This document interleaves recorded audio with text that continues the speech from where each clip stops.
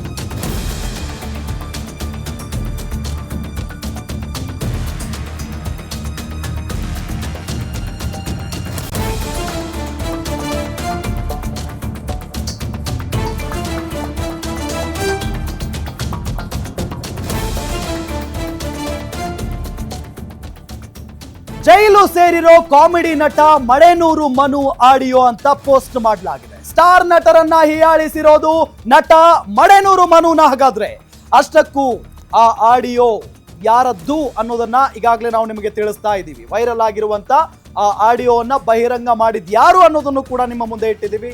Rape case ದಾಖಲಿಸಿರುವಂತ ಒಬ್ಬ ನಟಿ ಈ ರೀತಿಯಾಗಿ ಆಡಿಯೋವನ್ನ ಬಹಿರಂಗ ಮಾಡಿರೋದು. ಮಿಸ್ ಮೀ ಇನ್ಸ್ಟಾ ಪೇಜ್ ನಲ್ಲಿ ಈ ಆಡಿಯೋವನ್ನ ಹಂಚಿಕೊಂಡಿದ್ದಾರೆ.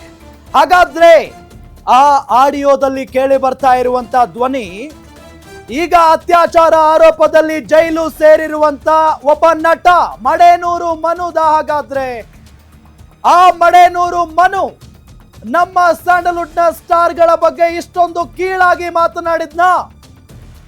ಮಳೆನೂರು ಮನು ಅವರೇ ಮಾತನಾಡಿದ್ರ? ಶಿವಣ್ಣ ಅವರ ಬಗ್ಗೆ, ದರ್ಶನ್ ಅವರ ಬಗ್ಗೆ, ಧ್ರುವ ಸರ್ಜಾ ಅವರ ಬಗ್ಗೆ? ಕಾಮಿಡಿ ನಟ ಈತನೇ ಮಾತನಾಡಿದ್ದು ನಿಜಾನೇ ಆಗಿದ್ರೆ ಆತನನ್ನ ಮಾತ್ರ ಈ ಮೂವರು ಸ್ಟಾರ್ ನಟರ ಅಭಿಮಾನಿಗಳು ಸುಮ್ಮನೆ ಬಿಡೋದಿಲ್ಲ.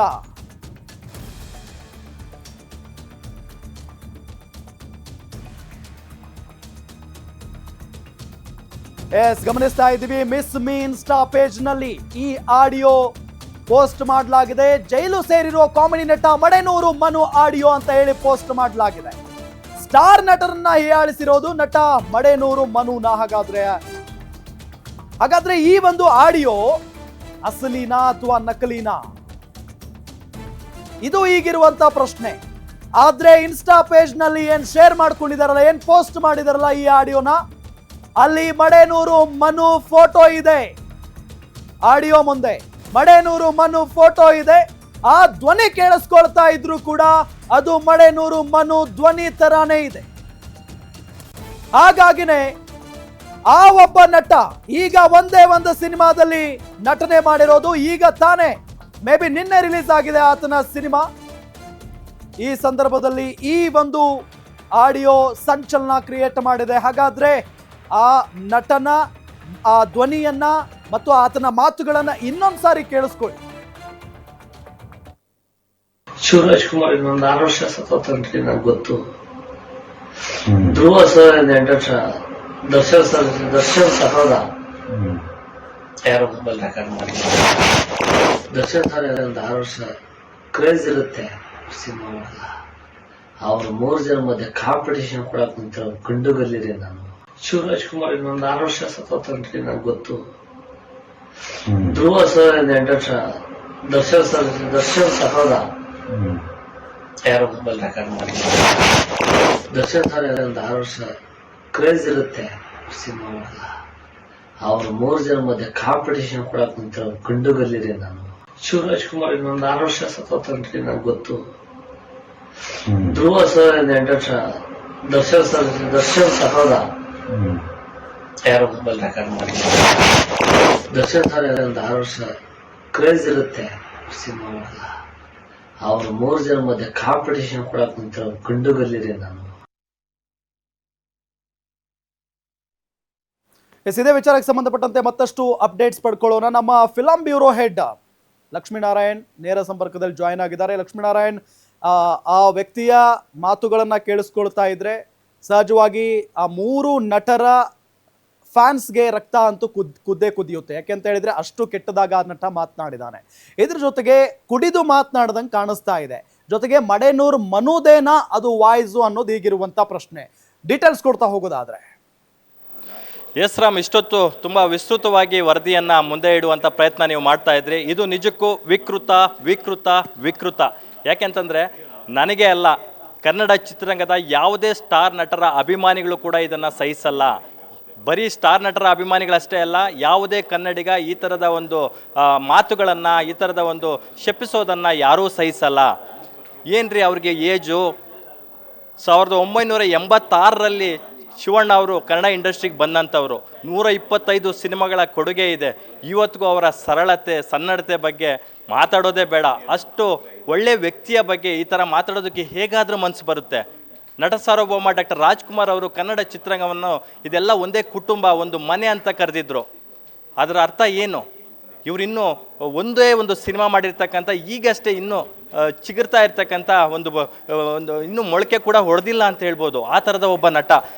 ಅದು ಮಡೆನೂರು ಮನು ಅವ್ರದ ಆಡಿಯೋ ಅಲ್ವಾ ಅನ್ನೋದು ಸೆಕೆಂಡ್ರಿ. ಆದರೆ ಆ ಥರದ ಮಾತು ಆಡೋದಕ್ಕೆ ಹೇಗಾದರೂ ಮನಸ್ಸು ಬಂತು ಅಂತಕ್ಕಂಥದ್ದೇ ಇಲ್ಲಿ ಯಕ್ಷ ಪ್ರಶ್ನೆಯಾಗಿ ಕಾಡ್ತಕ್ಕಂಥದ್ದು. 125 ಸಿನಿಮಾಗಳನ್ನು ಮಾಡಿರ್ತಕ್ಕಂಥ ಶಿವಣ್ಣ ಅವರ ಕಾಲಿನ ಧೂಳಿಗೂ ಸಮ ಇಲ್ಲ ಆ ಮಾತಾಡಿರ್ತಕ್ಕಂಥ ವ್ಯಕ್ತಿ. ಅದು ಮಡೆನೂರು ಮನು ಆಗಿರ್ಬೋದು, XYZ ಯಾರೇ ಆಗಿರ್ಬೋದು. ಆದರೆ ನಮಗೆ ಬಂದಿರತಕ್ಕಂಥ ಮಾಹಿತಿ ಪ್ರಕಾರ ಅದು ಮಿಸ್ MINCHU ಅಂತಕ್ಕಂಥ ಒಂದು ಇನ್ಸ್ಟಾ ಪೇಜಿಂದ ಹೊರಗಡೆ ಬಂದಿರತಕ್ಕಂಥದ್ದು. ಅದರಲ್ಲಿ ಮಡೆನೂರು ಮನು ಅವರ ಫೋಟೋ ಇರ್ತಕ್ಕಂಥದ್ದು. ಈಗ ಆತ ಸಂಕಷ್ಟದಲ್ಲಿದ್ದಾನೆ, ಈಗ ಆಲ್ರೆಡಿ ಜೈಲಲ್ಲಿದ್ದಾರೆ. ಆದರೂ ಕೂಡ ಆತ ಕ್ಷಮಿಸಲಾರದಂಥ ಒಂದು ಮಹಾ ತಪ್ಪು ಮಾಡಿದ್ದಾನೆ. ಇನ್ ಕೇಸ್ ಈ ಆಡಿಯೋ ನಿಜಾನೇ ಆಗಿದ್ದಲ್ಲಿ ನಾವೇ ಅಲ್ಲ, ಯಾವ ಕನ್ನಡಿಗರು ಅದನ್ನು ಸಹಿಸಲ್ಲ. ಈ 3 ಸ್ಟಾರ್ ನಟಗಳು ಏನು ಕಡಿಮೆ ಕೊಡುಗೆ ಇಲ್ಲ ಕನ್ನಡ ಚಿತ್ರರಂಗಕ್ಕೆ. ನಟ ದರ್ಶನ್ ಅವರು ಕೂಡ ದಶಕಗಳ ಕಾಲದಿಂದ 55ಕ್ಕೂ ಅಧಿಕ ಸಿನಿಮಾಗಳನ್ನು ಮಾಡಿರ್ತಕ್ಕಂಥ ಒಬ್ಬ ದೊಡ್ಡ ಸೂಪರ್ ಸ್ಟಾರ್. ಲೈಫಲ್ಲಿ ಅಪ್ಸ್ ಆ್ಯಂಡ್ ಡೌನ್ಸ್ ಇದ್ದೇ ಇರುತ್ತೆ ಪ್ರತಿಯೊಬ್ಬರಿಗೂ. ದರ್ಶನ್ ಅವ್ರಿಗೆ ಈಗ ಸ್ವಲ್ಪ ಲೋ ಆಗಿರ್ಬೋದು, ಮುಂದೆ ಒಂದಿನ ಅವರು ಪುಟದ ಹೇಳ್ತಾರೆ, ಡೆವಿಲ್ ಸಿನಿಮಾದ ಮೂಲಕ ಪುಟದ ಹೇಳ್ತಾರೆ. ಆದರೆ ಮತ್ತೊಬ್ಬ ನಟನ ಬಗ್ಗೆ ಅಥವಾ ಮತ್ತೊಬ್ಬ ವ್ಯಕ್ತಿಯ ಸಾವಿನ ಬಗ್ಗೆ ಮಾತನಾಡುವಂತಹ ವಿಕೃತ ಮನಸ್ಸು ಹೇಗಾದರೂ ಬಂತು ಅಂತಕ್ಕಂಥದ್ದು ಎಲ್ಲರಿಗೂ ಪ್ರಶ್ನೆಯಾಗಿ ಕಾಡ್ತಾ ಇರ್ತಕ್ಕಂಥದ್ದು. ನನಗಂತೂ ನಿಜಕ್ಕೂ ಇದನ್ನು ಕೇಳಿಸ್ಕೊಳ್ಳೋದಕ್ಕೆ ತುಂಬ ಅಸಹ್ಯ ಅನಿಸ್ತಾ ಇತ್ತು. ಶಿವಣ್ಣ ಅವರು ಮೊನ್ನೆ ಅಷ್ಟೇ ಏನು ಫಾರಿನ್ಗೆ ಹೋಗಿ ಅವರು ತಮಗಿದ್ದಂಥ ಕ್ಯಾನ್ಸರ್ನ, ಮಹಾಮಾರಕ ಕ್ಯಾನ್ಸರ್ನೇ ಗೆದ್ದು ಬಂದಿದ್ದಾರೆ. ಅವರೊಂಥರ ಮೃತ್ಯುಂಜಯ ಇದ್ದಂಗೆ ಕನ್ನಡ ಚಿತ್ರರಂಗಕ್ಕೆ. ಅವರ ಒಂದು ಲೆಗಸಿ ಬಗ್ಗೆ ಮಾತಾಡೋದೇ ಬೇಡ. ಅವರ ಕುಟುಂಬದಿಂದ ಕನ್ನಡ ಚಿತ್ರರಂಗಕ್ಕೆ ಆಗಿರ್ತಕ್ಕಂಥ ಕೊಡುಗೆಗಳ ಬಗ್ಗೆ ಮಾತಾಡೋದೇ ಬೇಡ. ಅವ್ರ ಬಗ್ಗೆ ಮಾತಾಡೋದಕ್ಕೆ ಹೇಗೆ ಮನಸ್ಸು ಬಂತು?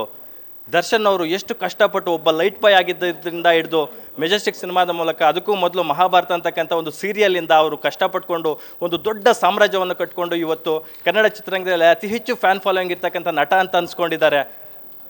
ಅವ್ರ ಬಗ್ಗೆ ಮಾತಾಡೋದಕ್ಕೆ ಹೇಗೆ ಮನಸ್ಸು ಬಂತು? ಧ್ರುವ ಸರ್ಜಾ ಅವರು ಮಾಡಿರೋದು 5-6 ಸಿನಿಮಾನೇ ಇರ್ಬೋದು.